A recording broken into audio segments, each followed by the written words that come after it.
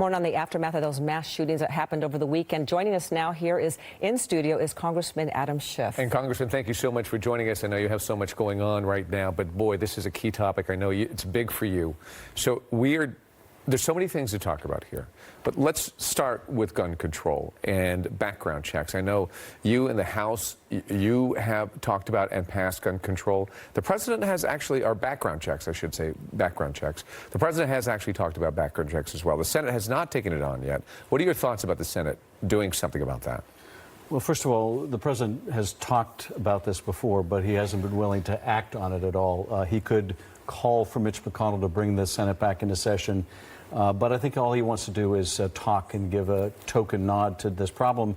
McConnell should call the Senate back in. They should vote on the bill that we sent them weeks and weeks ago.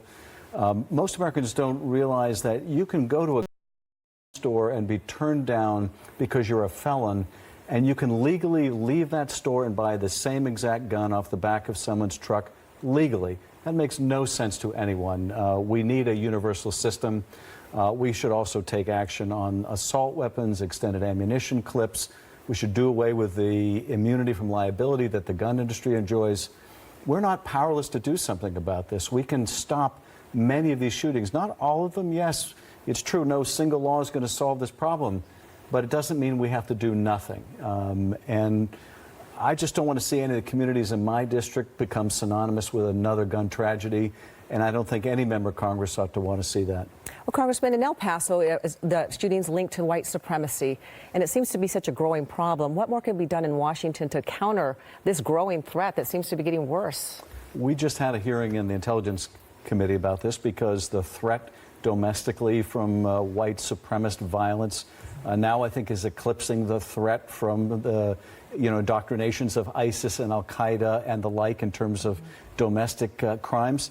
We can speak out against this hate. We can condemn the president when he engages in it. And to hear the president today talk about, we all need to be united.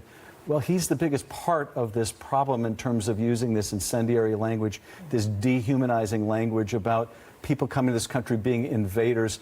This is the same stuff that El Paso shooter was talking about in his manifesto. And you can't turn a blind eye to the effect that this divisive rhetoric has. The racist bile has got to stop. A giant outcry right now, and quite for some time. You could probably go back to Sandy Hook, but we've just seen 3 mass shootings. We can't forget Gilroy, but also, of course, El Paso and Dayton. All of them, the gunmen with assault rifles. You mentioned that. There is a huge clamor now that we have to take a good hard look at the kinds of weapons that are legal in America.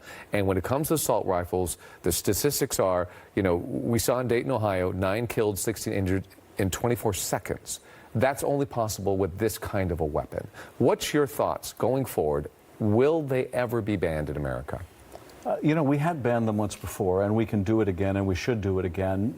My feeling expressed, by one of our veterans who serves in Congress, Jason Crow, you want an assault weapon, fine, join the military. That's where those weapons belong. Those weapons are weapons of war meant to kill people, and when you add an extended ammunition clip, they're meant to kill a lot of people in short order. There's no reason why anyone needs one of those on a civilian street, why our police ought to be outgunned. So we ought to ban them again. We should prohibit people from acquiring any weapon when they're prohibited by expanding these background checks.